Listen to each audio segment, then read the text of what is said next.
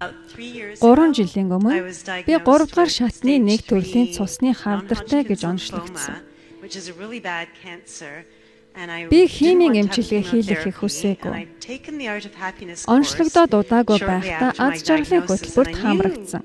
Сударшин крега хийсээр байвал миний эмчилгээний гол түлхүүр болно гэдгийг мэдсэн. Тэгээд сарын өмнө химийн эмчилгээ хийлгэхгүй бол удаан амьдрахгүй гэж эмч маань хэлсэн. Амьдрах урлагийн нэг хэсэг болсон найз маань өдөр бүр гэрт маань ирж креа хийж байгаа эсийг минь шалгаж хийлэгдэг байсан. Тэгээд ариун цэврийн өрөөнд хавдар маань гарчихсан. Тэд маш том байсан. Бүгдээрээ гарчихсан. Би эмчдэрээ очсон.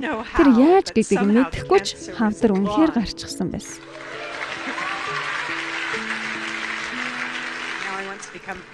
Би одоо амьдрах урлагийн багш болмоор байна. Сударшин креаг эмнэлэгт хийлгэж, миний амьдралыг аварсан шиг олон хүний амьдралыг авармаар байна.